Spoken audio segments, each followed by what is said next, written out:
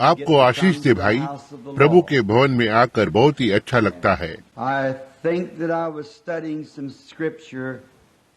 मैं सोचता हूँ कि कुछ समय पहले किसी वचन का अध्ययन कर रहा था और उसने कहा कि जब यीशु यरूशलेम के निकट आया तो चेलों ने उनकी आंखों को उठाया और उन्होंने दूर से पवित्र नगर को देखा और वे आनंदित होने लगे और कहने लगे कि अब राज्य लौटाया जाएगा। और यह एक व्यक्ति जो फिलिस्तीन की हाल ही की यात्रा के बारे में बता रहा था या बात कर रहा था, और उसने कहा कि लोग अब पिछले वर्ष में उस एक जगह पर आ रहे थे जब एक घाटी से ऊपर आए और मोड़ की ओर देखा, उसी मार्ग पर जिस पर यीशु और चेले उस समय चल रहे थे, और जब वे उस नगर को देखने लगे तब उन्होंने रोना आरंभ किया। आप जानते हैं, मैं सोचता हूँ उन चेलों को कुछ तो हुआ था उन दिनों में, महसूस किया कि राज्य फिर से लौटाया जाएगा।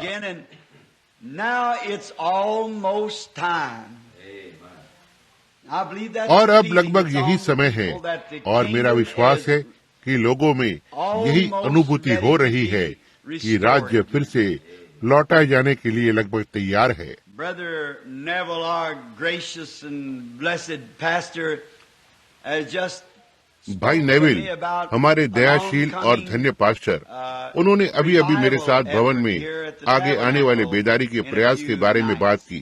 कुछ रातों में इसके बारे में प्रार्थना करने के लिए कहा और मैंने उसे बताया, मैंने सोचा कि यह एक आशीषित बात होगी। आपके पास बहुत सारी बेदारियां नहीं हो सकती हैं और बहुत सी बार हमें एक बेदारी का गलत विचार मिलता है। एक बेदारी इतना नहीं है जैसे कि एक नए सदस्यों को लाया जाए, लेकिन यह उसे जागृत करना है जो हमारे पास पहले से है। और मुझे ये कहना पसंद है क्योंकि मैं इसे अपने हृदय की गहराइयों से कहता हूँ कि मैं भवन के आसपास एक भिन्न अनुभूति होने लगे उससे अधिक जो लंबे समय से रहा है।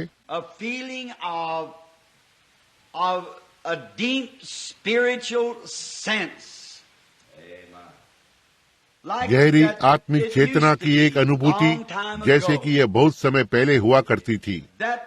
यह ऐसा कुछ जो स्थिर रहता है और इसके पास एक वास्तविक बुनियाद होती है, और मैं भरोसा करता हूँ कि परमेश्वर इस छोटी सी कलीसिया को आशीष देगा और फिर से अपनी सामर्थ्य में। और मैं देख रहा हूँ कि इमारत की योजना चल रही है और मैं सोचता हूँ कि ये बहुत अच्छी बात है, क्योंकि जल्द या देर से हम जो पहले के लोग हैं अपने हथियार उतारकर और हमारे बच्चों के हाथों में सौंप देंगे और उस सुनहरी सीढ़ी पर चढ़ेंगे। एक दिन मैंने 50 वर्ष की उम्र के उस आधे रास्ते को पार कर लिया। मुझे बस इसका एहसास नहीं हो सका।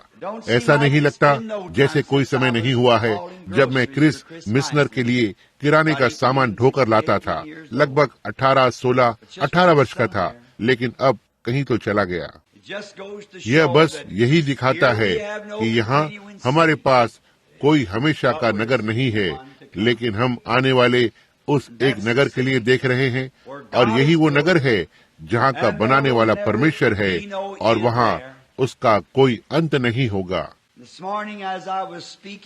आज सुबह जब मैं मातृ दिवस के विषय पर बोल रहा था और माँ को स्थान पर रखने की कोशिश कर रहा था, वैसा नहीं जैसा वो वास्तव में होती है, बुढ़ापे में झुर्रियों के साथ, और ये सब उसकी बैसाखियां या एक पुरानी पहिए वाली कुर्सी या हाथ की कुर्सी, और उसके पास एक छोटा फूलों का एक गुलदस्ता रखा होता है। लेकिन पुनरुत्थान में माँ अपनी जवानी में वापस लौट आती है और एक रानी के रूप में चमकती हुई खड़ी होती है।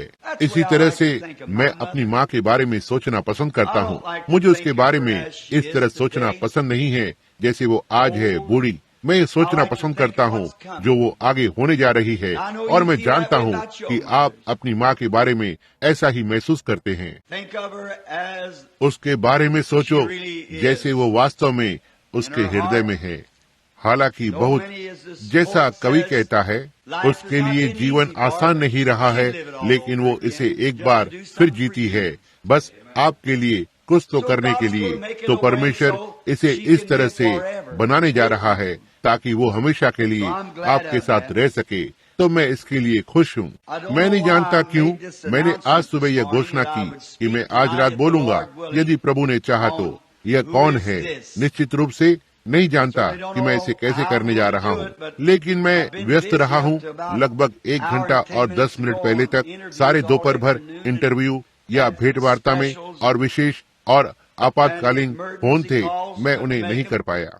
और मैं चाहता हूँ कि आप डॉक्टर सैम के लिए निरंतर प्रार्थना में रहें। वो ठीक होकर आ रहे हैं और हम धन्यवादित हैं। और डॉक्टर बॉल्डविन और श्रीमती बॉल्डविन दोनों का सुधार हो रहा है, वे भी ठीक हो रहे हैं। मैं चाहता हूँ कि आप आज दोपहर को अपनी प्रार्थना सूची में एक नया नाम डाल दें। वे हैं हैरी लीज, यहाँ नीचे, जो दवाई विक्रेता है। हैरी मेरा एक गहरा मित्र है, और जिस वक्त से मैं उसे जानता हूँ, मैंने सोचा कि वो एक मसीही है। आज दोपहर तक जब उनके भाई ने उनके प्राण के उद्धार के लिए विनती की, भाई मैक एगन ने लाया, हमारे ट्रस्टी ने यहाँ खबर को लाया, और हैरी की हालत गंभीर है। वे वहाँ अस्पताल में है। मैं नहीं जानता था कि उसने मेरे बारे में इतना सोचा, लेकिन उसने आज दोपहर अपने स्वयं के पास्टर से मुंह मोड़ लिया, या कलीसिया के पास्टर से जहां वो जाते हैं, और चाहते थे कि मैं उन्हें मिलने के लिए आऊं, और मैं उसे देखने के लिए जाना चाहता हूं। तो हैरी के लिए प्रार्थना करें। हम आज रात यहाँ खुश हैं फिर से देखकर कि मेरा मित्र यहाँ है, जो वहाँ जॉर्जिया से है, भाई वेल्च इवांस और उनका परिवार। मैं दूसरे बाहर से आए लोगों को भी देखता हूँ जिन्हें मैं नहीं जानता। शायद वे आज सुबह यहाँ पर थे। यदि मैं गलत नहीं हूँ तो मैं भाई और बहन एल्मर कॉलिंस को, जो फिनिक्स एरिजोना से हैं, वहाँ पीछे देखता हूँ। ओह, आप नहीं बदले हैं। ऐसा लगता है कि आपको अपने रेल कर्मचारी के कपड़े में होना चाहिए, और जैसे आप रेल की पटरी से आ रहे हैं। और घर वापसी में स्वागत है। मैं आपको यहाँ रहने के लिए नहीं कह सकता, क्योंकि आपने एक बेहतर जगह को पा लिया है। देखो, यह बहुत अच्छा स्थान है फिनिक्स। मुझे खुद वहाँ कभी तो भविष्य में रहना पसंद है। और फिर मैं भाई स्मिथ को यहाँ देखता हूँ, जो वहाँ चर्च ऑफ गॉड से हैं। भाई स्मिथ, उस दिन या कल दोपहर को यह आपकी छोटी किताब देर से मुझे दी गई थी। मैंने इसे अभी तक नहीं पढ़ा है, लेकिन मैं निश्चित रूप से इसका समर्थन करूंगा, जहाँ तक मैं समझता हूँ कि आपने इसे लिखा है। ये वास्तव में सच्चा वचन होगा। परमेश्वर आपको आशीष दे, और मैं आशा करता हूँ कि यह एक सफलता है। और बहुत से अन्य हैं, मैं कह सकता हूँ। आप सभी का यहाँ भवन में स्वागत है। और मैंने आज सुबह उस गीत का आनंद लिया, बैन स्ट्रीकर ने जो गाया था। वो जरोखे में से उसे देख रहा है। यहाँ मेरे मेनोनाइट के भाई लोग हैं, उन्हें यहाँ अंदर पाकर खुशी हुई। और ओह, आप सभी को पाकर यहाँ एक मित्र है, मैं सोचता हूँ, जो वहाँ इलिनॉइस से हैं। उनका पुत्र वहाँ पीछे रिकॉर्डिंग को ले रहा है। उनसे फिर से मिलूंगा। और बहुत सारे हैं। मैं शायद ये मत सोचना कि यदि मैं आपका नाम नहीं लेता हूँ तो मैं आपको तिरस्कार कर रहा हूँ, लेकिन मैं आप सभी का स्वागत करता हूँ। अब आइए हम आज रात को एक वचन के विषय के लिए पढ़ें, मत्ती के 21वें अध्याय से पहले पद से आरंभ करते हुए और आगे पढ़ेंगे, और 11वां पद मिलाकर। और जब वे यरूशलेम के निकट पहुँचे, वहाँ आए और जैतून पहाड़ पर बैत फगे के पास आए, तो यीशु ने 2 चेलों को भेजा, यह कहकर कि अपने सामने के गांव में जाओ। वहाँ पहुँचते ही तुम्हें एक गधी ही बंधी हुई और उसके साथ बच्चा तुम्हें मिलेगा। उन्हें खोलकर मेरे पास ले आओ।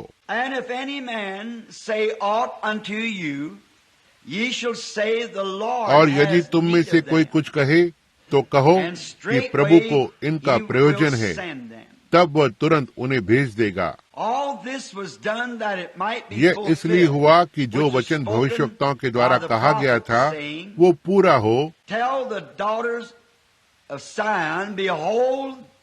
कहो सिय्योन की बेटी से कहो, देख तेरा राजा तेरे पास आता है, वो नम्र है और गधे पर बैठा है, वरन लादू के बच्चे पर। चेलों ने जाकर और जैसा यीशु ने उनसे कहा था वैसा ही किया, और गधी ही और बच्चे को लाकर उन पर अपने कपड़े डाले और वह उन पर बैठ गया।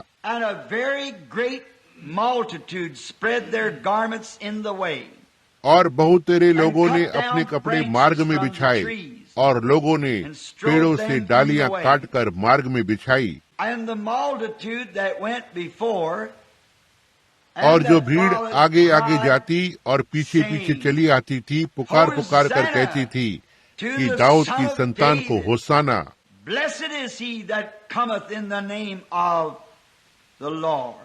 धन्य है वो जो प्रभु के नाम से आता है, आकाश में होसाना।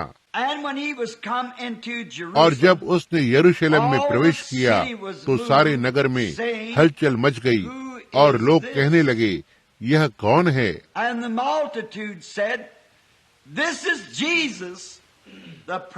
और भीड़ ने कहा, यह नासरत का भविष्यवक्ता यीशु है। आइए हम प्रार्थना के लिए अपने सिरों को झुकाएं।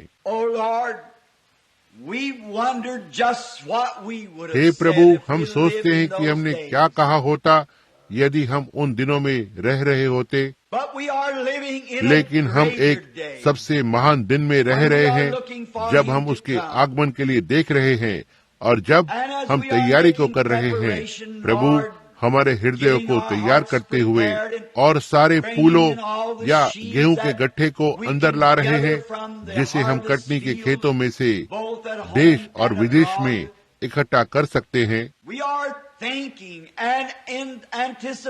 हम सोच रहे हैं और उस समय की अपेक्षा कर रहे हैं कि हम उसे सफेद घोड़े पर सवार होकर आते हुए देखेंगे। महिमा के द्वार से नीचे आ रहा है, ताकि हमारी इस पुरानी दूषित हुई देहों को बदले और तैयार करके उसके खुद की महिमा में देह के जैसे बनाए, जिसमें न कोई पाप हो सकेगा या न ही मृत्यु का कोई निशान कभी प्रवेश कर सकेगा। और हम उसे वैसा ही देखेंगे जैसा वो है, और जीवित रहेंगे और आने वाले सारे युगों में से होते हुए उससे प्रेम करेंगे। हम आपको इस कलीसिया और इसके पास्टर के लिए और ट्रस्टियों और डीकनों के लिए धन्यवाद देते हैं, और यह आने वाले प्रत्येक व्यक्ति के लिए और हमारे फाटकों पर आए हुए मेहमानों के लिए, जो उसी प्रकार के भेड़शाला की भेड़े हैं, लेकिन दूसरे बाड़े की हैं। हम मांगते हैं कि आप आज रात उन्हें आपकी उपस्थिति से आशीष को देंगे और हमको आपका वचन खिलाएं, जिससे कि हम आज रात यहाँ से जा सकें, जो हम पहले रहे हैं उससे बेहतर मसीह होने के दृढ़ संकल्प के साथ जाएं। होने पाए हम अपने हृदय में एक नई आशा और खुशी के साथ जाएं, उसके आगमन की प्रतीक्षा करते हुए। यदि संयोग से हमारे बीच कोई बीमार और पीड़ित होगा, तो हम उनके लिए प्रार्थना करना न भूलें कि वे आज रात भवन में आते हुए, जहां हम आराधना के लिए इकट्ठा हुए हैं, वे आ रहे हैं, बीमार हैं, होने पाए वे चंगे होकर बाहर जाएं। और हम उन लोगों के लिए मांगे जो स्वास्थ्य लाभ से संबंधित है, जो घरों में हैं और अस्पतालों में हैं और पीड़ाओं के बिस्तर पर हैं। हम प्रार्थना करते हैं, हे परमेश्वर, कि आपकी दया उन तक पहुँचे। हम उन लोगों के लिए प्रार्थना करें जो आज रात उदासीन हैं, जिन्होंने अभी तक स्वाद को नहीं चखा है और देखा है कि प्रभु भला है, जो नहीं जानते कि परमेश्वर के द्वारा प्रेम किए जाने का क्या अर्थ है, वे बस यह नहीं समझते कि वे क्या चूक रहे हैं। हे परमेश्वर, होने पाए किसी रेडियो प्रसारण से या किसी तरह से उनके हृदय को छू ले और उनकी भावनाएं होने पाए आपकी ओर घूम जाएं। इससे पहले दया के द्वार बंद हो और वे बाहर निकाले जाएं। दया के बिना न्याय में खड़े होने के लिए in the name of the Lord Jesus and for His glory, we ask it. हमारी सहायता करे प्रभु। इन चीजों को हम प्रभु यीशु के नाम में प्रार्थना करते हैं और उसकी महिमा के लिए हम इसे मांगते हैं। आमीन। फाटक के आसपास लोगों की बहुत ही भीड़ थी और सड़कों पर जाम लगा हुआ था और वहाँ पर यहाँ तक लोगों को सोने के लिए भी जगह नहीं थी।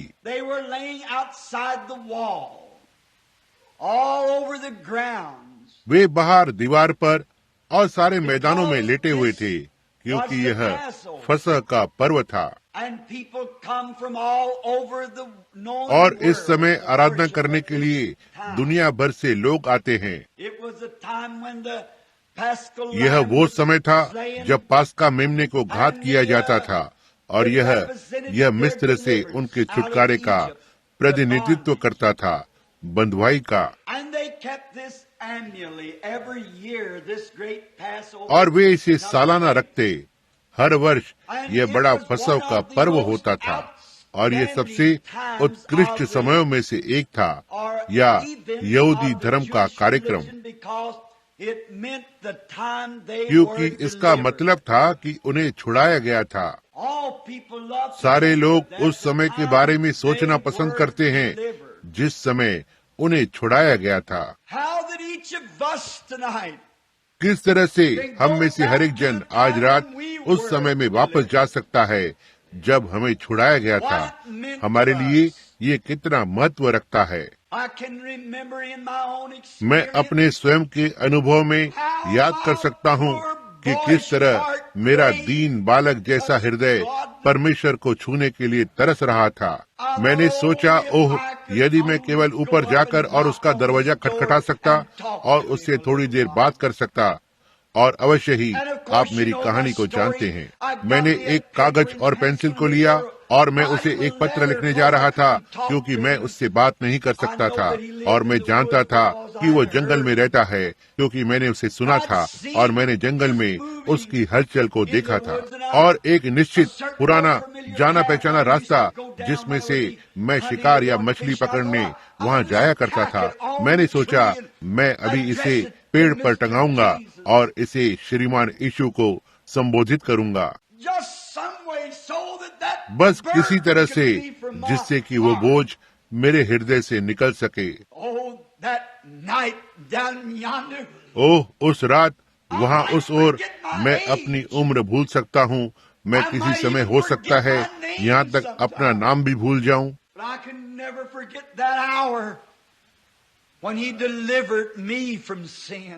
लेकिन मैं उस घड़ी को कभी नहीं भूल सकता जब उसने मुझे पाप से छुड़ाया। मेरे अंदर कुछ तो बात ने जगह ली जिसने अंधकार के बड़े समय में से होते हुए मेरी सहायता की।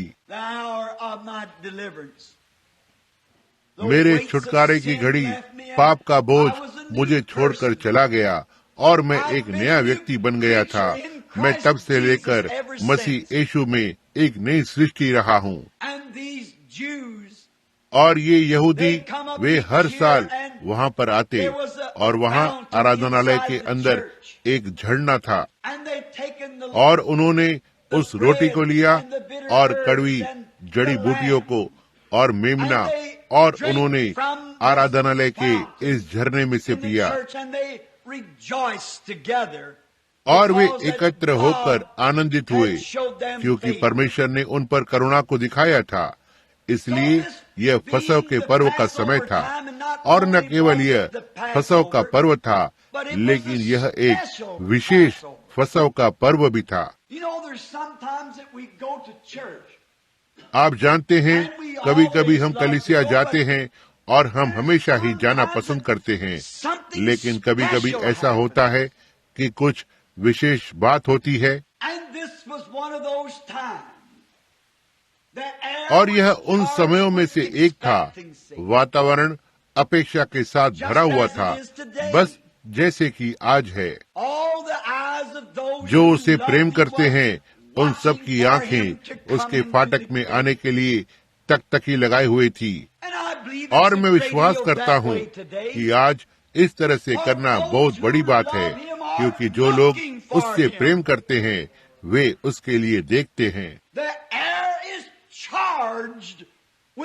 वातावरण अपेक्षा के साथ भरा हुआ है। जब हम इस दिन में रह रहे हैं, जब धरती असल में एक बड़ा बारूद का डिब्बा बन गई है, और विज्ञान हमें बता रहा है बस आधी रात होने में 3 मिनट ही हैं, और मैं यकीन करता हूँ कि आप समझ रहे थे, जैसा कि मैं एक दिन सेना में के एक इस जनरल की कहानी को बताया। कहा कि यदि कोई और युद्ध होता है तो यह केवल 2 या 3 मिनट तक ही चलेगा। पुराने दिनों की लड़ाई और बंदूकों को चलाना और लोमड़ी के मांग को खोदना, ये सब समाप्त हुआ है। उनका दावा है कि अगला युद्ध केवल 2 या 3 मिनट का ही होगा। किसी दिन कोई सरफिरा व्यक्ति उसके ढक्कन को खोलने जा रहा है और उन बमों में से एक को आग लगाने वाला है, और जब वे ऐसा करेंगे तो हमें हर जगह से खबरें सुनने को मिलती है कि इसे फिर से वापस अग्नि दी जाएगी। संसार तब उससे नहीं बच सकता।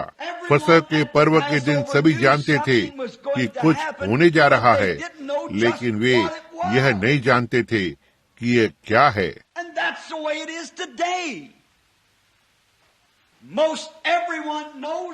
और आज भी ऐसा ही है। अधिकतर हर एक जानते हैं कि कुछ तो होने जा रहा है। हर एक जन ये जानता है। आप पापी से बात कर सकते हैं, आप दुकानदार से बात कर सकते हैं, आप किसी से भी बात कर सकते हैं, और ओह, यह दुनिया के लिए क्या ही बेचैनी का समय है। लेकिन आप किसी ऐसे पुरुष या स्त्री से बात कर सकते हैं जो उसके आने के लिए देख रहा है, और महिमा उनके चेहरे पर चमक रही है।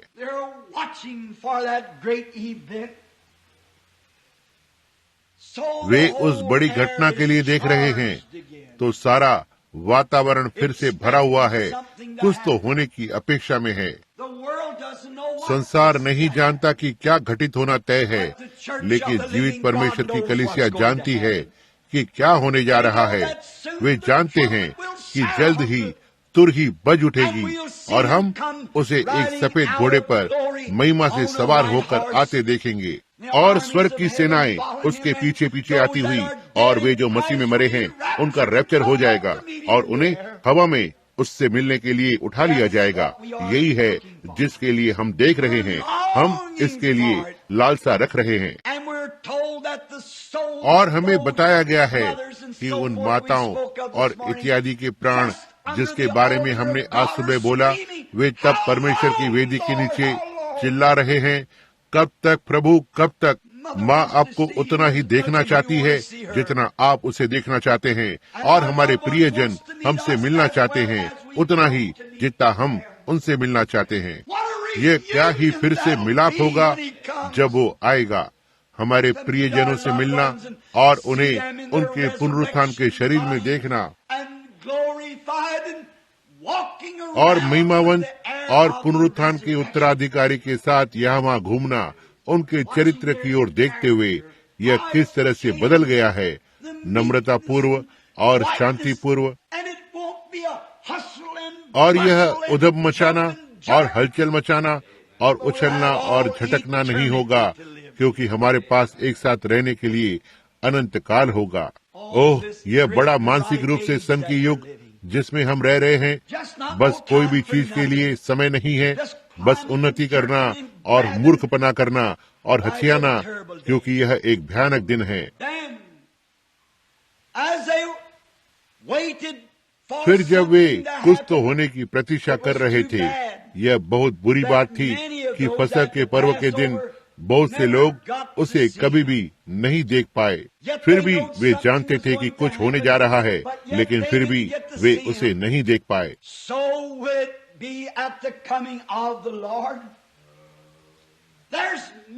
ऐसा ही प्रभु के आगमन पर होगा। आज बहुत से बेचैन लोग हैं जो जानते हैं कि कुछ होना तय है, लेकिन वे उसे कभी भी नहीं देख पाएंगे, क्योंकि वो मध्य रात को सन्नाटे में आएगा ताकि उस छोटी सी कलीसिया को उठा ले जाए जो उसे देखने की लालसा करती है, अपेक्षा कर रही है और प्रतीक्षा कर रही है। यही वो एक है जिसके लिए वो आएगा और उठा ले जाएगा। संसार में से बहुत से हैं जो चमक दमक में जी रहे हैं और अपने प्राण को संसार की चीजों पर भोजन दे रहे हैं। जब तक कलीसिया महिमा में नहीं चली जाती, तब तक क्या हुआ यह कभी नहीं जान पाएंगे, क्योंकि वो रात को चोर की नाई आकर और उन्हें उठा ले जाएगा। इसलिए हम देख सकते हैं कि हम फिर से उसी स्थान पर वापस आ गए हैं। अब हम पाते हैं कि यह अपेक्षा कि परमेश्वर उनके लिए आता है जो सारे वचनों में से होते हुए यह वही बात रही है कि वो हमेशा उनके लिए प्रकट होता है। वे जो उसकी प्रतीक्षा करते हैं, हमेशा उनके लिए जो उसे देखना चाहते हैं। और मैं यकीन करता हूँ कि यही आशा आज रात हमारे हृदय में है। ये लगभग 6 महीने पहले की बात है। मैं सोचता हूँ मैं कुछ लोगों को गवाही दे रहा था और मैंने कहा, ओह, इस पर सोचना कि वो बस लगभग किसी भी समय आएगा। और किस वजह से मुझे यह कहना पड़ा? मैं भाई बोसवर्थ के लिए बोल रहा था।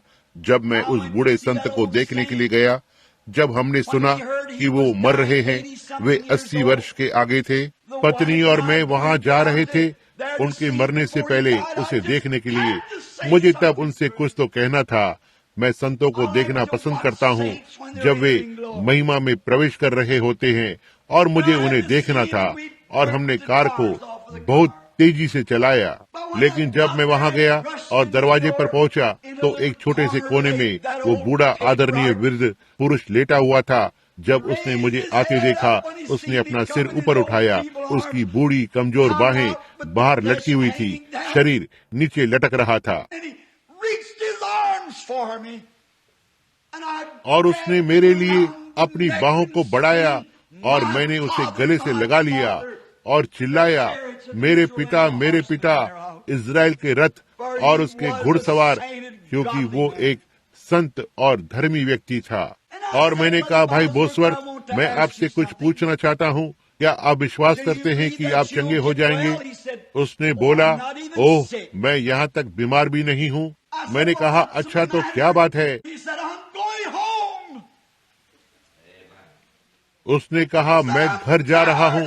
उसने कहा, मैं थक गया हूँ और मैं उकता गया हूँ और मैं बस घर जाना चाहता हूँ। मैंने कहा, तब आपको एहसास होता है कि आप मर रहे हैं? मैंने कहा, मैं आपसे कुछ पूछना चाहता हूँ। सेवकाई के 70 के आसपास के दशक के वर्षों के दौरान आपका सबसे महिमा में मिनट कौन सा रहा है? क्या आप मुझसे बात कर सकते हैं महाशय, और मुझे बता सकते हैं कि आपके पास कौन सा अनुभव था वहाँ उस पथ में, जिसे आप अपना सबसे महान समय मान सकते हैं? मैं उसकी उम्र देखने के लिए जीवित रहूंगा।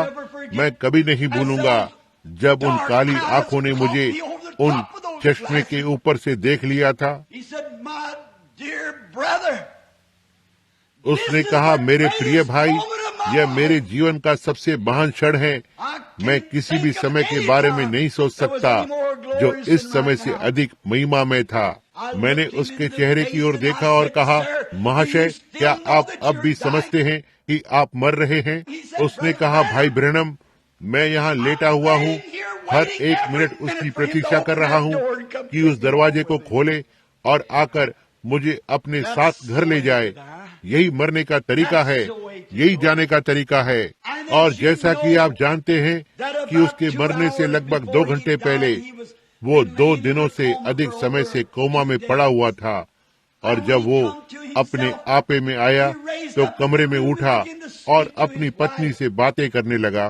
फिर अचानक से वो पारदर्शी लग रहा था और उसने उन मित्रों से जो 40 या 50 वर्ष से मरे हुए हैं 1 घंटे या उससे अधिक समय तक हाथ मिलाया। जो उसकी कलीसिया में उसके परिवर्तित लोग थे, अपनी माँ और अपने पिता के साथ हाथ मिलाया जब तक वो जीवन ने उसके शरीर को छोड़ न दिया, तकिए पर लेट गया और प्रभु यीशु की बाहों में सो गया। उसकी सेवा करने के जैसा, उसकी अपेक्षा करने के जैसा कुछ भी नहीं है। और जब मैंने इस मनुष्य के साथ इस बारे में बात की और उस अनुभव को बताया, मैंने यह कहा, महाशय, ओह, क्या यह महिमा में नहीं होगा जब हम उसे देखेंगे? ओह, क्या हो वो आज आ जाए। उसने कहा, भाई ब्रैनम, इस तरह से लोगों को मत डराओ। मैंने कहा, आपका क्या मतलब है? उसने कहा, ओह, लोगों को ये बताने की कोशिश मत करो कि संसार आ रहा है, मेरा मतलब मसीहा आ रहा है, यह उन्हें चिंतित करता है। ओह, मैंने कहा, नहीं, माफ कीजिए उनके लिए जो उसके लिए देख रहे हैं, उनके लिए यह सबसे महिमामय खबर है जिसे वे सुन सकते हैं कि यीशु बस आने पर ही है और अपने कलीसिया को लेने वाला है। बुढ़ापा युवा अवस्था में बदल जाएगा, उदासी के बदले आनंद दिया जाएगा, मृत्यु के स्थान पर जीवन दिया जाएगा, मरणहार को अमरता में बदल दिया जाएगा। ओह, क्या ही क्षण है यह जानना कि वो आएगा।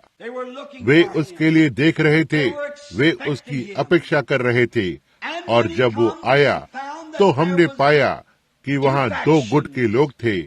एक झुंड उसके पक्ष में था और एक उसके विरुद्ध था। और इसी तरह हम आज इसे देखते हैं। यही है, उसके आगमन ने हमेशा लोगों को विभाजित किया है। हर समय जब आप यीशु को देखते हैं तो आप अपने आसपास ऐसे लोगों को पाते हैं जो इसके विपरीत होंगे। यही शैतान है। और आज जब हम इसके बारे में सोचते हैं तो हम बहुत अधिक बदलाव को नहीं देखते हैं। बिल्कुल वैसा ही है, लोग बदल गए हैं, लेकिन लोगों की आत्मा नहीं बदली है। सो जब उन्होंने अतः फाटक से बाहर की ओर देखा और उसे उस छोटे सफेद गधे पर सवार होकर आते हुए देखा, कोई आश्चर्य नहीं कि चेले चिल्लाने लगे, स्वर्ग का राज आ गया है। लोग उससे मिलने के लिए दौड़ पड़े और सारे यरूशलेम में हलचल मच गई। इसके बारे में कुछ तो है, जब यीशु आता है तो यह हमेशा ही एक हलचल को मचाता है। और सारे नगर में हलचल मच गई थी और वे इसे छिपा नहीं सकते। और उस दिन के प्रचारकों को इस हलचल का हिसाब देना था, क्योंकि ये फसह के पर्व के दिन पर था।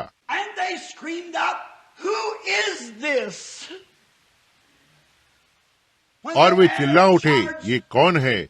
जब वातावरण जोश में था और प्रभु यीशु के यरूशलेम में आगमन ने वातावरण को अपेक्षाओं से भर दिया था। ऐसा दिखाई देता है कि शिक्षकों को मालूम होना चाहिए कि क्या बात जगह लेने जा रही है। ये ऐसा दिखाई दिया कि महायाजक इसे जान गया होगा। ये ऐसा दिखाई दिया कि अन्य सारे याजकों को यह ज्ञात हो गया होगा। और ये आज भी कुछ बदला नहीं है, क्योंकि पवित्र आत्मा प्रभु यीशु के आगमन को पहले से जाहिर कर रहा है। और जब पवित्र आत्मा धरती भर में फैलने लगता है तो बेदारी की आग हर जगह फैलने लगती है। बड़े बड़े चिन्ह और अद्भुत कार्य किए जाते हैं, चंगाई जगह लेती है, भविष्यवाणियां की जाती है। प्रेरितों की आशीषों का सारा जमावड़ा फिर से वापस कलीसिया में आ चुका है। इसलिए जैसा ये तब था वैसा ही ये अब है। अविश्वासियों की आत्मा अब भी चिल्ला उठती है, यह कौन है? उनमें से कुछ ने प्रभु यीशु पर विश्वास किया, यह कहते हुए कि वो एक भला मनुष्य था। उनमें से कुछ ने कहा वो एक भला मनुष्य है। आज वे ऐसा ही कहते हैं। वे उसे नेपोलियन, एक योद्धा के समान रखने की कोशिश करते हैं। वे उसे जॉर्ज वॉशिंगटन के समान रखने की कोशिश करते हैं, जो एक सच्चा मनुष्य है, लेकिन वो इससे कहीं अधिक था। क्या आपने वचन को पढ़ते समय ध्यान दिया? उन्होंने कहा यह एक भविष्यवक्ता है जो गलील से आया है, और वे आज वही बात कहने की कोशिश करते हैं जब वे प्रभु के इस महान कदम को देखते हैं ताकि स्वास्थ्य, बीमार, पीड़ितों को वापस लौटाया जाए, जिससे कि उसे उसकी आत्मा को उसकी कलीसिया में उपयोग करते देखे, कि लोगों के विचारों को परखते हुए देखे, कि उसे वैसा ही करते देखे जैसा उसने किया था जब वो यहाँ धरती पर था, कि जो कुछ उसने कहा था उसे पूरा करे।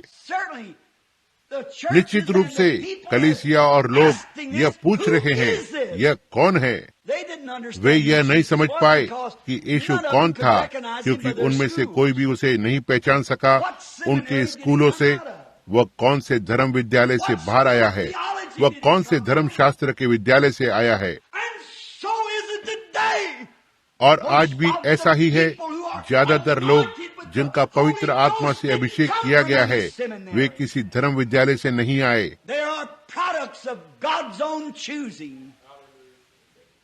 वे परमेश्वर के खुद के अपने चुने हुए उत्पादन हैं। लेकिन चिन्ह और चमत्कार और अद्भुत कार्य जिसकी बाइबल में प्रतिज्ञा की गई थी, इस महान पवित्र आत्मा के साथ जाते हैं जब यह लोगों के बीच मंडराने लगता है। और वे आज कहते हैं वे किस विद्यालय से हैं। जैसे ही आप एक शहर में प्रवेश करते हैं बेदारी को आयोजित करने के लिए, आप किस संप्रदाय से संबंध रखते हैं? शुक्रवार दोपहर को लुइसविले में आयरिश कलीसिया के रोमन कैथोलिक पास्टर के साथ मेरा एक इंटरव्यू था, और मेरा उससे अधिक परिचय नहीं हुआ था। वो एक अच्छा विद्वान व्यक्ति था। उसने कहा, श्रीमान ब्रैनम, आप किस संप्रदाय के हैं? मैंने कहा, मैं किसी संप्रदाय के साथ नहीं हूँ। और उन्होंने कहा, फिर क्या आपको नियुक्त किया गया था? मैंने कहा, जी हाँ श्रीमान। उसने कहा, आपको किसने नियुक्त किया? मैंने कहा, प्रभु यीशु ने मुझे सुसमाचार का प्रचार करने के लिए पवित्र आत्मा दिया और मुझे एक कार्य आदेश को सौंपा। तो यही वो नियुक्ति है जिसकी हमें आवश्यकता है। यीशु ने अपने चेलों से कभी नहीं कहा, वहाँ जाकर मैं उन चीजों की निंदा नहीं कर रहा हूँ, लेकिन उन्होंने उनके दिन को जिया है। उसने ये नहीं कहा, जाकर इतने वर्षों तक सेवक बनने के लिए पढ़ाई करो। उसने कहा, तुम यरूशलेम नगर में तब तक ठहरे रहो जब तक कि तुम ऊपर से सामर्थ को न पालो। उसने उन लोगों को कहा जो अपने नाम का हस्ताक्षर भी नहीं कर सकते थे।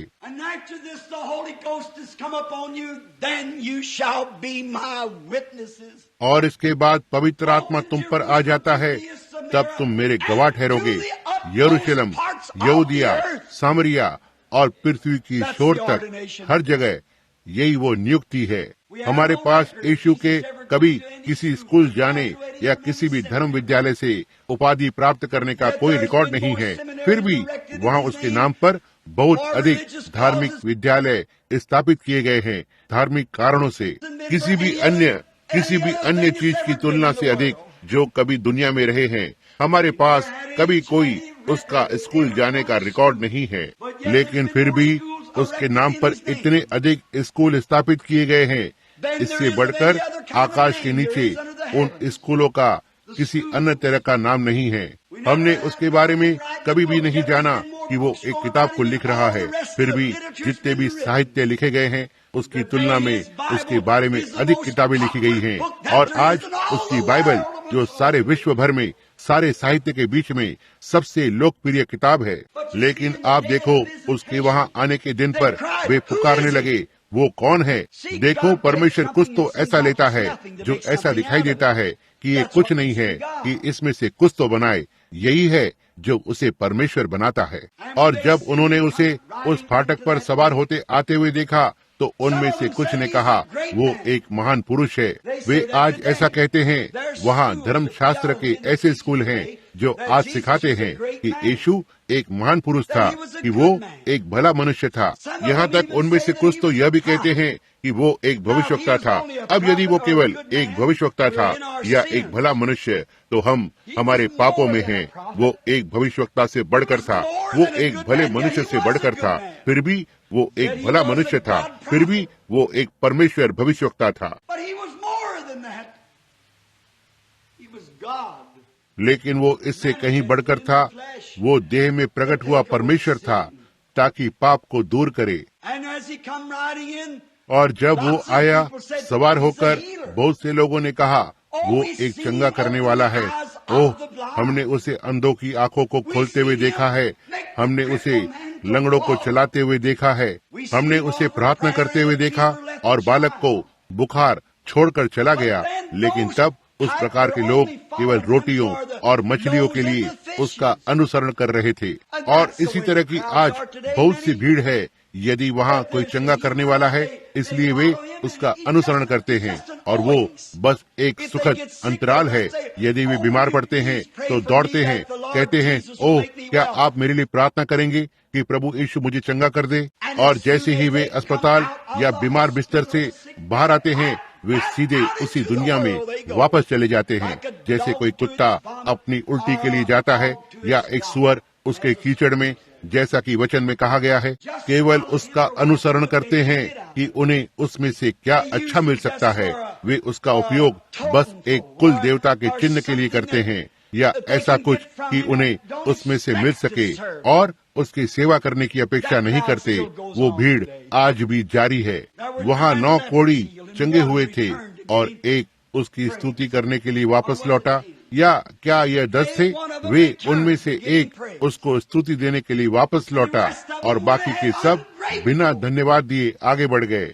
और यदि अमेरिका में लोग जो परमेश्वर की सामर्थ्य के द्वारा चंगे होते आए हैं, अपने हृदय को परमेश्वर की ओर फेरे, तो इस देश में एक बेदारी आरंभ हो जाती, जो हर शराब की बिक्री के मदशाला को बंद कर देती। जो शराब की दुकानें और विस्की की दुकानें तस्वीर से ही बाहर हो जाएंगी, कलीसियाएं भरी हुई होंगी, रविवार की रात सिनेमा घर खाली रहेंगे, और इस राष्ट्र में से होते हुए एक बेदारी आरंभ हो जाएगी। लेकिन जब वे ऐसा होते हुए देखते हैं, वे चीजें जो परमेश्वर करता है, वे फिर भी चिल्लाते हैं, वो कौन है? यह कौन है जो आता है? वे कहाँ से आए हैं? यह कौन है? इसे किस अधिकार के द्वारा किया गया है? दक्षिण अफ्रीका के जोहान्सबर्ग में कभी भी नहीं भूलता है। मैं तभी लगभग 30 मिनट पहले हवाई जहाज से पहुंचा था। मैं 3 दिन और रात हवाई जहाज में रहा था। इतना थका हुआ था कि मैं इसे सहन नहीं कर पाया। वे मुझे बाहर व्यापार के मैदान में ले गए, जहां कोई 50 या 60 हजार लोग इकट्ठे हुए थे, और मैं तब मंच पर पहुंचा ही नहीं था। इतने में पवित्र आत्मा, मैंने देखा उस स्थान पर एक बस आ रही है, और उस पर एक चिन्ह लगा हुआ था, डरबन। मैंने देखा कि एक युवक को अपने माता पिता से वाद विवाद करना पड़ा था, और चुपके से निकलकर आना पड़ा था, जिसका एक पैर दूसरे से 6 या 8 इंच छोटा था। उसने एक सफेद शर्ट पहनी हुई थी, जिसमें पतलून बांधने का फीता उसकी पतलून को पकड़े हुए था। और मैंने उस युवक को ध्यान से देखा। मैंने फिर से पीछे की ओर मुड़कर देखा, दर्शन जा चुका था। और फिर बस कुछ ही क्षण में मैंने देखा कि प्रकाश एक युवक के ऊपर मंडरा रहा था, श्रोतागणों के बीच में। और मैंने देखा, मैंने सोचा, मैंने उसे कहीं तो देखा था। मैंने उसकी ओर ध्यान से देखा, और वो प्रकाश कुछ मिनटों तक उस पर बना रहा, और मैं अनुवादक के लिए रुका हुआ था ताकि वो अगले शब्दों को पकड़े। फिर मैंने उसी नौजवान को खड़ा हुआ देखा। उसकी बैसाखियों को फेंकता है, और उसका 6 इंच छोटा पैर दूसरे पैर के साथ सामान्य हो गया। और मैंने श्रीमान A.J. शोमेन से कहा, जो आज रात महिमा में है, मैंने कहा, श्रीमान शोमेन, बस मेरे शब्दों को ध्यान में रखें, यह एक दर्शन है। उसने कहा, बहुत अच्छा। और मैंने कहा, वो युवक सफेद कमीज के साथ वहाँ पीछे बैठा हुआ है और पतलून बांधने का फीता डाले हुए है, जो डरबन नामक शहर से एक बस में आया है, जो देश के उस तरफ लगभग 1500 मील दूर है, और उसे आने के लिए अपने माता पिता से चुपके से निकलना पड़ा था। लेकिन उसने प्रभु यीशु पर विश्वास किया है, और उसका एक पैर दूसरे पैर से 6 इंच छोटा है। और वो युवक उछल पड़ा। वहाँ पर वो खड़ा था, अपनी बैसाखी को टटोलने की कोशिश कर रहा था। और मैंने कहा, नौजवान, प्रभु यीशु ने तुम्हें चंगा किया है। और तुरंत ही उसका पैर 6 इंच बाहर आ गया, बाकी उन सभी के समान सामान्य हो गया। और वे उस नौजवान को मंच पर ले आए, और वहाँ पर डॉक्टरों ने उसकी जांच की। आप मेरी किताब में उसकी तस्वीर को देखते हैं। मैं वहाँ बस कुछ क्षण ही खड़ा हुआ था। मैंने देखा कि एक छोटी हरे रंग की कार सड़क पर से तेजी से नीचे जा रही है, और ये फिसल कर गिर गई। ये पीछे की ओर घूम गई और एक पेड़ से जा टकराई। एक जवान भूरे बालों वाली लड़की थी, उसकी कमर टूट गई थी। और मैंने कहा, मैं एक छोटी हरी कार को देखता हूँ जो एक पेड़ से टकराती है, और लगभग 18 वर्ष की एक युवा भूरे बालों वाली लड़की की कमर टूट गई है। वो गंभीर अवस्था में है। किसी ने भी उत्तर नहीं दिया, और मैं उसे लोगों के उस विशाल बड़े श्रोतागण में कहीं भी नहीं देख सकता था। और मैं कुछ मिनटों के लिए वहीं खड़ा रहा। मैंने कहा, समझना, इसका संदेह न करें, यह पुनरुत्थान की सामर्थ्य में प्रभु यीशु है। उसने अपने कार्य को जारी रखने के लिए पवित्र आत्मा को भेजा है। और वहाँ मैंने दर्शन को फिर से वहाँ घटित होते हुए देखा, और मैं युवा महिला को नहीं देख पाया। ठीक तभी मेरे सीधे सामने रुका हुआ था वो प्रकाश यहाँ रुका रहा, जैसा कि आप तस्वीर में देखते हैं, और यह यहाँ रुका हुआ था। मैं वहाँ ऊपर चलकर गया, और वहाँ वो मंच के नीचे लेटी पड़ी थी। मैंने कहा, युवा महिला, प्रभु यीशु ने तुम्हें चंगा किया है। और उसने रोना आरंभ किया। उसकी माँ ने कहा, ओह नहीं, उसे उठने के लिए ना कहें। कहने लगी, यदि वो हिलती डुलती है तो वो मर जाएगी। और वो युवा महिला चिल्लाते हुए और परमेश्वर की स्तुति करते हुए अपने पैरों पर उछल पड़ी, और उसकी माँ बेहोश होकर और उस खाट में गिर गई जिसमें लड़की लेटी हुई थी। ये क्या है? बस लगभग उसी समय कोई आलोचनात्मक व्यक्ति वहाँ पीछे खड़ा हो गया, और एक पैर को एक कुर्सी पर रखा और एक को दूसरे कुर्सी पर रखकर खड़ा हो गया, और कहा, तुम अमेरिकी, मैं तुम्हें चुनौती देता हूँ कि तू मुझे बता कि तुम इसे किस नाम से करते हो, और तुम किस कलीसिया के संप्रदाय से संबंध रखते हो। देखा, यह बस वही है। वे नहीं समझते, वे इन चीजों के लिए नहीं देख रहे हैं। कलीसिया प्रभु के आगमन के लिए नहीं देख रही है, और पवित्र आत्मा यहाँ है उसके आगमन की पुष्टि करने के लिए, ताकि इसे पूरा करे। बहुत अधिक हर एक जन उसके अपने खुद के तरीके को लेना चाहता है। इसी तरह से वहाँ पर था, हर एक झुंड का उनका अपना विचार था। लेकिन आज रात का सवाल ये नहीं है, यह वो नहीं है जिसके विषय में मैं बात कर रहा हूँ। लेकिन मैं आपसे जो सवाल पूछ रहा हूँ वो ये है कि आप क्या सोचते हैं कि यह क्या है? यह आपसे संबंध रखता है।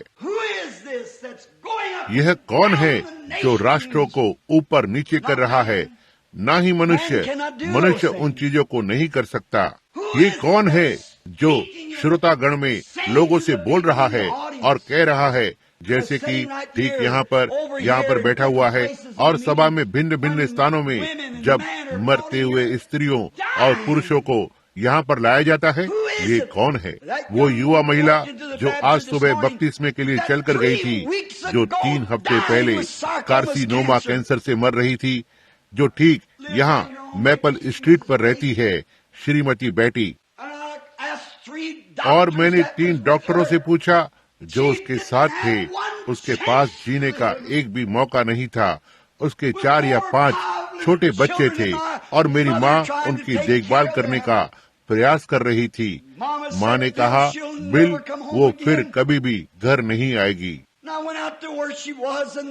और मैं वहाँ गया जहाँ पर वो थी, और प्रभु यीशु ने बोला, यहोवा यो कहता है, यदि वो कलीसिया में जाकर और प्रभु यीशु के नाम में बपतिस्मा लेने की प्रतिज्ञा करे और परमेश्वर की सेवा करेगी, वो ठीक होकर घर चली जाएगी। और मैंने उससे पूछा, क्या आप ऐसा करेंगी महिला? और उसने कहा, आप जो कहेंगे वो सब मैं करूंगी। तुरंत ही दर्द चला गया। 3 दिन के बाद वो घर पर थी और डॉक्टरों ने उस कैंसर का एक भी लक्षण नहीं पाया।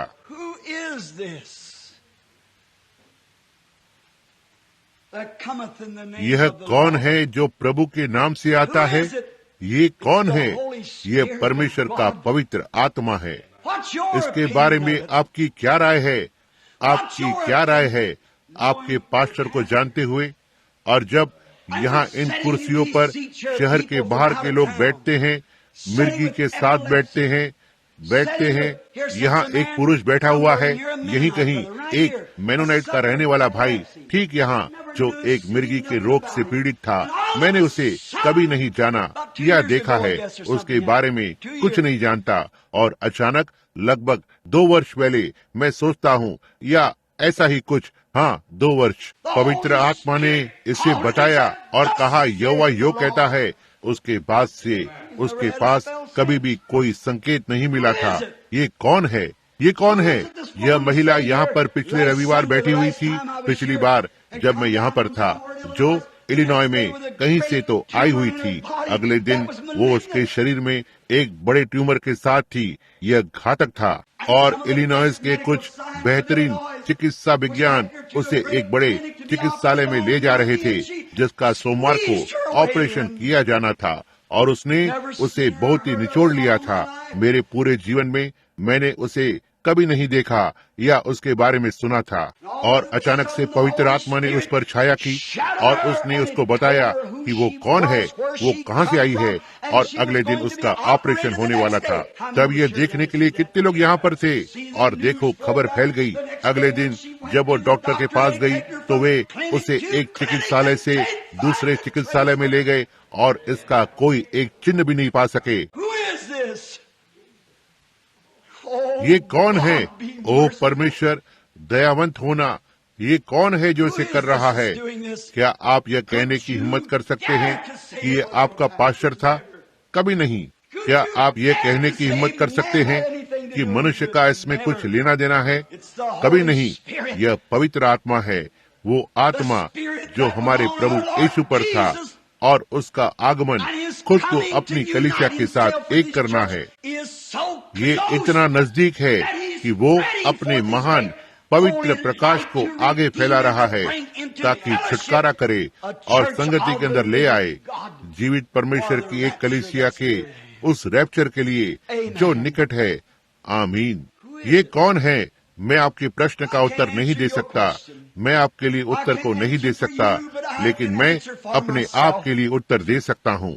और आज रात इस पवित्र मेज पर, आज रात इस जन समूह के कानों में, और यह जो हमारे प्रभु यीशु के लहू से खरीदे गए हैं, मैं इस बात को अपने हृदय की गहराइयों से कहता हूँ। इसलिए नहीं कि मैं आप में से एक हूँ, इसलिए नहीं कि मैं कोई तो अलग हूँ, लेकिन छुड़ाए हुए लोगों में से एक, जिसे लहू के द्वारा धोया गया है। मैं विश्वास करता हूँ कि वही उजियाला जो आज रात इस कलीसिया में मंडरा रहा है, वही एक अपने प्रकृति से दिखाता है कि यह यीशु मसीह है पवित्र आत्मा के रूप में। जो कोई भी वचनों को जानता है, वो जानता है कि यीशु ने कहा, मैं परमेश्वर से आया हूँ और मैं परमेश्वर के पास जाता हूँ। इससे पहले वो देदारी होता, उस समय वो जंगल में मूसा के साथ था, तब वो अग्नि का स्तंभ था, और जब मूसा ने उसे देखने की इच्छा रखी तो वो अपनी पीठ के भाग को दिखाकर वहाँ से गुजरा, और मूसा ने कहा, ये एक मनुष्य की तरह दिखता है। जब वो यहाँ धरती पर था, वो एक मनुष्य था। उसने उसी काम को किया जो वो आज कर रहा है, मनुष्यों के जरिए से जिसे उसने छुड़ाया है। वहाँ वो आता है और उसका चित्र लिया गया है। यह क्या है? उसकी मृत्यु, दफनाने और पुनरुत्थान के बाद एक दिन पौलुस दशमिश के रास्ते पर था और एक महान प्रकाश ने उसे नीचे गिरा दिया। उसके आसपास के लोगों ने प्रकाश को नहीं देखा, लेकिन इसने पौलुस को नीचे गिरा दिया। इतना तक कि जब वो नीचे गिरा, तो वो अपनी पीठ के भाग को दिखाकर वहां से गुजरा, और मूसा ने कहा, ये एक मनुष्य की तरह दिखता है। जब वो यहाँ धरती पर था, वो एक मनुष्य था। उसने उसी काम को किया जो वो आज कर रहा है, मनुष्यों के जरिए से जिसे उसने छुड़ाया है। वहाँ वो आता है और उसका चित्र लिया गया है। यह क्या है? उसकी मृत्यु, दफनाने और पुनरुत्थान के बाद एक दिन पौलुस दशमिश के रास्ते पर था और एक महान प्रकाश ने उसे नीचे गिरा दिया। उसके आसपास के लोगों ने प्रकाश को नहीं देखा, इसने उसे अंधा बना दिया। उसे जीवन भर अपनी आंखों से परेशानी थी और उसने एक समय कहा, इसलिए मैं प्रकाशन की बहुतायत से फूल न जाऊं, ये मुझे दिया गया था। उसके शरीर में एक कांटे को शैतान का एक दूत उसे घूसा मारने के लिए, क्योंकि ये प्रकाशन की बहुतायत से था। और जब पौलुस नीचे गिर गया, वो उसके मार्ग में था ताकि लोगों को सतावट दे जो बहुत अधिक शोर मचा रहे थे। एक नया जन्म पाया हुआ झुंड, वे लोग जिन्हें धर्म विरोधी कहा जाता था। पौलुस अपनी जेब में कागजात लिए हुए उन लोगों को सतावट देने के लिए उसके मार्ग पर था कि उन्हें गिरफ्तार करके और उन्हें यरूशलेम लेकर आए। और दिन के लगभग मध्य में वहाँ एक प्रकाश उतरा जिसने उसके पैरों से टकराकर जमीन पर गिरा दिया और वह धरती की मिट्टी में गिर पड़ा। उस प्रकाश से एक आवाज आई, कहने लगी, शाऊल शाऊल, तू मुझे क्यों सताता है? और शाऊल ने अपनी अंधी अवस्था में मुड़कर ऊपर की ओर देखा और वो उस महान महिमा में प्रकाश को देख सकता था। और उसने कहा, प्रभु आप कौन हैं? उसने कहा, मैं यीशु हूँ, मैं परमेश्वर से आया हूँ, मैं परमेश्वर के पास गया, मैं परमेश्वर से आया हूँ, मैं परमेश्वर के पास लौटता हूँ। उसने बोला, ये तुम्हारे लिए कठिन है कि अधिकार पाए हुए लोगों के विरुद्ध लड़ो। उस पवित्र रेत पर एक प्रकाशन, एक समय उस स्थान पर मनुष्य कभी भी एक जैसा नहीं हो सकता। एक मनुष्य इससे पहले कि वो खुद को मसीही कह सके, इससे पहले कि वो खुद को पहचान सके, उसके पास पहले पीछे रेगिस्तान का अनुभव होना चाहिए जहां वो परमेश्वर से आमने सामने भेंट करे। क्योंकि आज आपके पास किसी भी तरह का उत्तर हो सकता है। आप देख सकते हैं कि प्रभु बिल्कुल ठीक वैसा ही काम करता है जैसा उसने कहा था, और तेज बुद्धि के धर्मशास्त्री इसे ऐसे समझाएंगे। वे कहेंगे ये किसी और दिन के लिए था, यह इसके लिए था, या यह दूसरे युग के लिए है, या ये गलत है। जैसे उन्होंने यीशु के बारे में कहा, वो बालजबूल है, शैतान है, वो भविष्य बताने वाला है, और उन सारी बातों का उनके पास उत्तर है। लेकिन जब कोई मनुष्य कभी भी मसीह के संपर्क में आया और उसे पौलुस के जैसे देखा या उसका अनुभव किया, तो दुनिया में इतने धर्मशास्त्री नहीं हैं जो एक मनुष्य से उस अनुभव को वर्णन करने से अलग करने में सक्षम हो सकें। यही कारण है कि आज उनके पास अनुभव नहीं है। यही कारण है कि वे नहीं कह सकते। वे सब कह रहे हैं, ये कौन है, ये क्या है, यह कहां से आया? उनके पास उत्तर नहीं है। क्यों? क्योंकि वे केवल एक धर्म ज्ञान को जानते हैं जिसे किसी कलीसिया ने बनाया है। ना ही धर्म शास्त्र को जानना जीवन है, ना ही बाइबल को जानना जीवन है, लेकिन उसे जानना जीवन है। उसे जानना, आपके व्यक्तिगत उद्धारकर्ता की नाई, उस एक की नाई जिसने आपको अपनी उपस्थिति से भर दिया है। जब यह घटित हुआ तब आप वहाँ पर थे। इसे आपसे कोई भी नहीं छीन सकता। कोई भी आपसे इसका वर्णन करने से इसे अलग नहीं कर सकता है। जब वो अनुभव आपके साथ होता है तो आप जानते हैं कि वो कौन है। मेरे लिए वो यीशु मसीह है जो कल, आज और युगानुयुग एक सा है। ये कौन है जो ये अद्भुत कार्यों को कर रहा है? वो कौन है जो इन महान कामों को कर रहा है? क्या ये प्रचारक है? क्या यह ओरल रॉबर्ट्स है? क्या यह बिली ग्राम है? क्या यह जैक शुलर है? विलियम ब्रेनम है? ये तो कोई भी हो सकता है। उनका इससे कोई लेना देना नहीं है। वे तो साधन है। यह पवित्र आत्मा है जो लोगों को तैयार करने के लिए चिन्हों और चमत्कारों और अद्भुत कार्यों में सुसमाचार के साथ आगे आ रहा है। वातावरण अपेक्षाओं से भरा हुआ है। विश्वासी उसके आने की अपेक्षा कर रहे हैं और दूसरे कह रहे हैं, ये बेदारी क्यों? हमारे पास ये क्यों है? आओ हम एक कलीसिया में शांति से बैठ जाएं। क्योंकि ठीक यहाँ इसे इस कलीसिया में कहा गया है कि जब हमने नए आराधनालय को बनाना आरंभ किया, कहा हमें अद्भुत कार्य की आवश्यकता नहीं है। हमें अब इन चीजों की आवश्यकता नहीं है। आप अद्भुत कार्यों को चाहते हैं तो बाहर दूसरे स्थान में या कार्य क्षेत्र में जाएं जहाँ वे होते हैं। हमें यहाँ उनकी आवश्यकता नहीं है। जब ब्रैनम टैबरनेकल उस निचले स्थान पर आने लगता है, ये डूब जाता है। यह कलीसिया सिद्धांतों और सामर्थ और यीशु मसीह के सुसमाचार के ऊपर स्थापित हुई है, और जब तक ये भवन खड़ा है होने पाए, महिमा में पवित्र आत्मा प्राणों तक पहुँचे, उन्हें बचाने के लिए और पवित्र आत्मा से भरे और बीमारों को चंगा करे।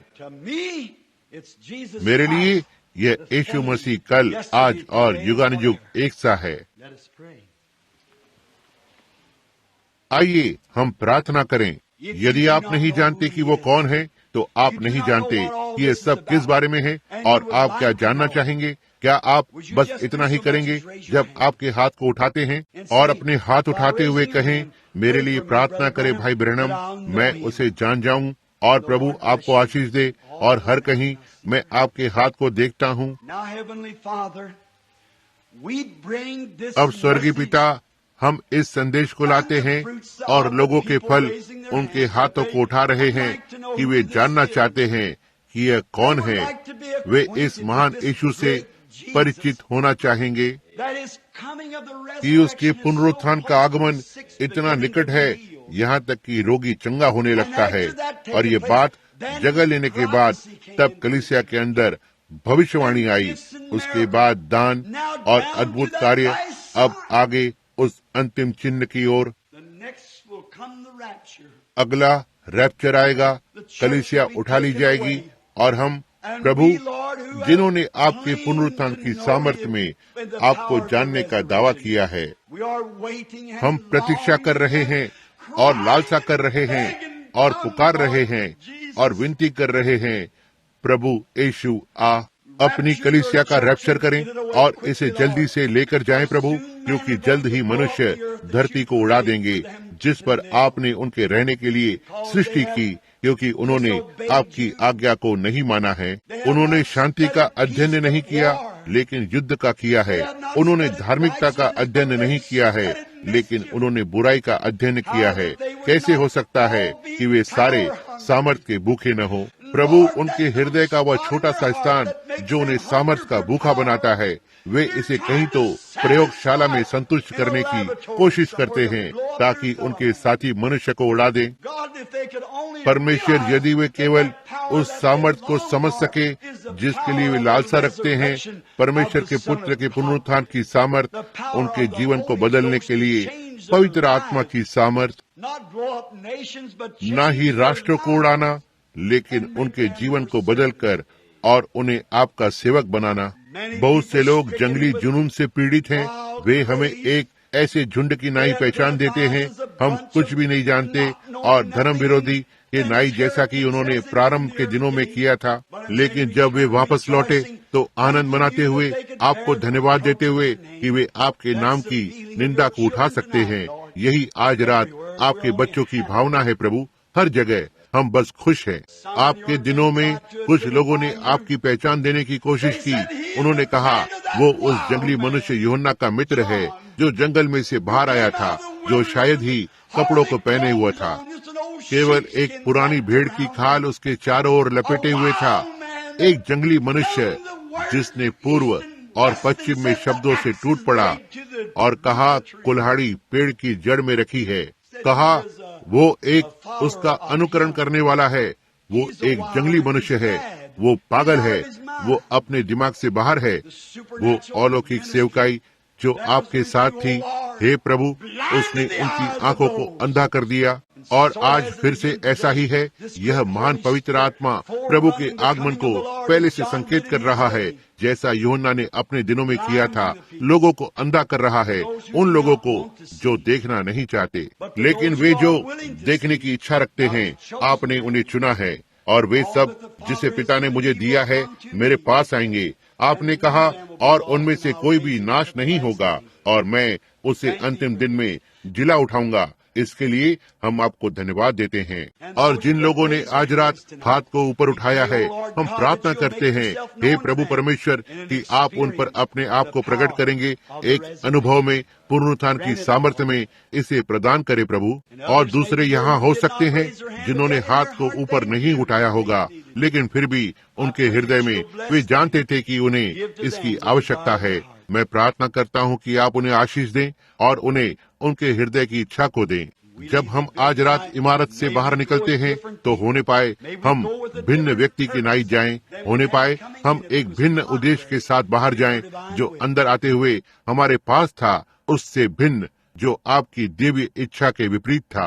होने पाए हम दृढ़ निश्चय के साथ बाहर जाएं कि वेदी के सींगों को थामे रहें जब तक हमारे प्राण संतुष्ट न हो जाएं कि हमने आपके साथ एक अनुभव को पाया था और हम जानते हैं कि हम किसके लिए बोल रहे हैं, क्योंकि हमने उससे भेंट की है और उसे जानते हैं और उसके साथ संगति की है। इन चीजों को प्रदान करे पिता, बीमारों और पीड़ितों को चंगा करें। हमारे प्रिय और बहुमूल्य पास्टर को आशीष दीजिए। परमेश्वर, हम प्रार्थना करते हैं कि आप उनके साथ हों और उनकी प्यारी बहनों के साथ, जैसे वे सुसमाचार को गाते हैं और अपने रेडियो में इसका प्रचार करते हैं। अतिथि लोगों को आशीष देना जो हमारे दरवाजे में आए हैं। प्रभु, होने पाए वे आज रात को उनके हृदय में एक जोश के साथ बाहर जाएं और एक उद्देश्य कि वे इस समय से लेकर आगे, यदि वे इससे पहले आपको नहीं जानते थे और आपकी सेवा नहीं करते थे, होने पाए वे आपकी सेवा करें, यह जानते हुए कि बाकी सारी चीजें शून्य हो जाएंगी, लेकिन प्रभु का वचन सदा बना रहेगा। इसे प्रदान करे पिता। हमें क्षमा करें हमारे सारे पापों को और होने पाए हम भेंट करें उस बड़े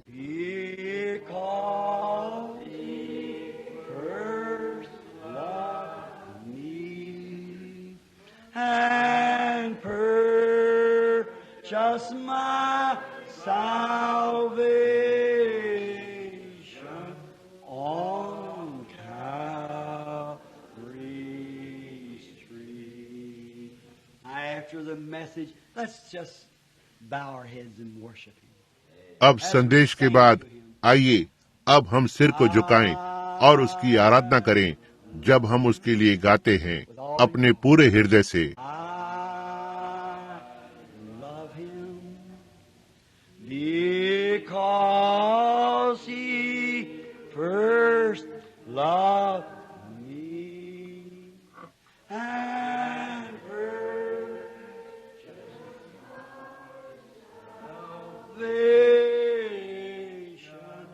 on Calvary's tree. कितने लोग सचमुच में उससे प्रेम करते हैं? अपने हाथ उठाकर इसे गवाही के द्वारा कहें, मैं उससे प्रेम करता हूँ। ओह, क्या वो अद्भुत नहीं है? आप जानते हैं, मैं बस इस तरह से बैठना पसंद करता हूँ और किसी तरह उसकी उपस्थिति को बस ध्यान से देखना पसंद करता हूँ। उसका वचन जो आगे गया है, यह हृदय में उतर गया है। यह हमें सुधार करता है, यह हमें उसकी आत्मा के अधीन लाता है।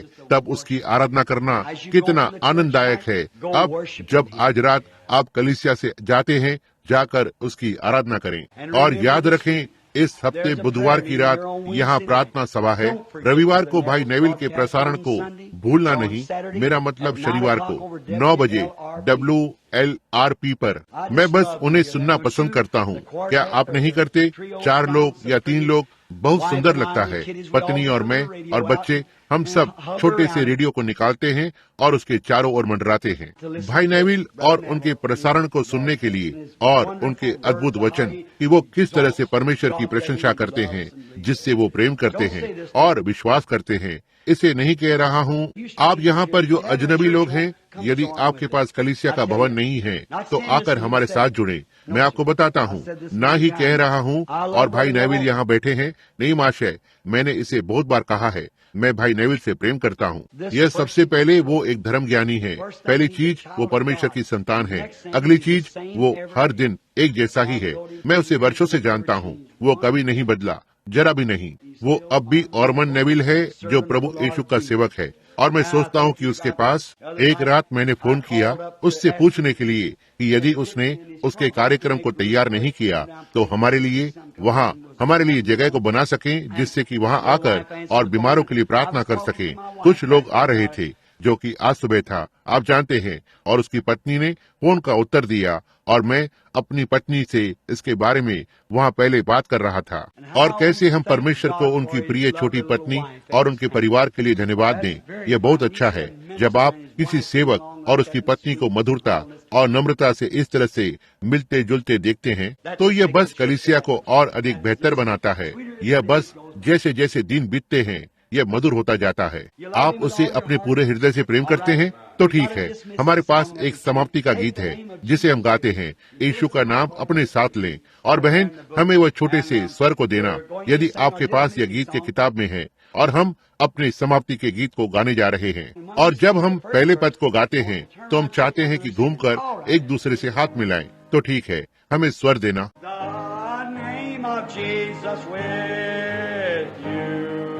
Child of sorrow and of woe, it will joy and comfort give you. Take it everywhere you go. Precious name, oh how sweet, oh comfort and joy of heaven. God bless you, brother.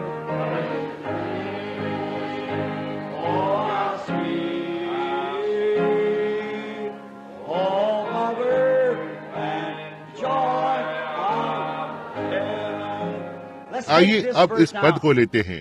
At the name of Jesus bow we, all ye prostrate at his feet. King of kings that ever will crown him. Oh, when our journey is complete. Won't that be wonderful? Precious name. Oh, sweet hope of earth and joy of heaven. Precious name. Oh, how sweet name. Oh, of earth and joy of heaven. कितने लोगों को हमारा छोटा सा गीत याद है जिसे हम गाया करते थे, परिवार की प्रार्थना मत भूलना। आपको ये याद है? मैं नहीं। थेल्मा, क्या तुम इस गीत को जानती हो या स्वर को जानती हो? आइए इसे एक बार कोशिश करें। या आपको ये याद नहीं है? आइए, हो सकता है कि मैं इसे आपके साथ एक बार कोशिश कर सकूं। Don't forget the family prayer. Jesus wants to meet you there. Amen. He will take your every care. Oh, don't forget the family prayer. कितने लोग परिवार की प्रार्थना करते हैं? ये अच्छी बात है। आइए इसे फिर से कोशिश करें। मैं इसे यहाँ वापस गाऊंगा। मैं इसे पसंद करता हूँ। अब सब एक साथ। Don't forget the family prayer. Jesus wants to meet you there. He will take your every care. Oh, don't forget the family prayer. हे प्रभु, ये वचन में लिखा है कि उन्होंने पौलुस के शरीर में से रुमाल या अंग रखा लिया और अशुद्ध आत्माएं लोगों में से निकलने लगी और रोगी चंगे हुए। हम प्रार्थना करते हैं, हे प्रभु, कि इसी तरह से यह आज रात को इस पर दिखाया जाए, जैसा कि मैं उन्हें जरूरतमंदों और बीमारों के लिए भेजता हूँ। कहीं तो बाहर देशों में वहाँ कोई तो घटित होने की अपेक्षा कर रहा है और प्रतीक्षा कर रहा है। मैं प्रार्थना करता हूँ पिता कि आप इसे अपने पुत्र यीशु के नाम में प्रदान करें। आमीन।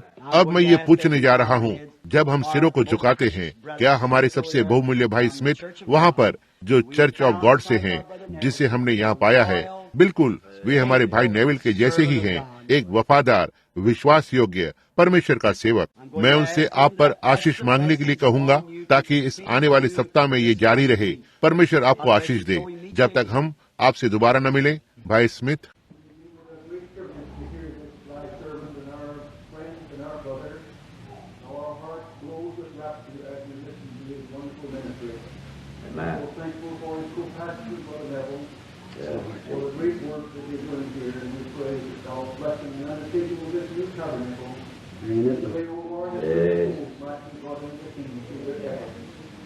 As we close this Lord's Day and Mother's Day, we want to thank you for the great and the priceless contribution Amen. that the mothers of men since Eve, the mother of all living, gave birth.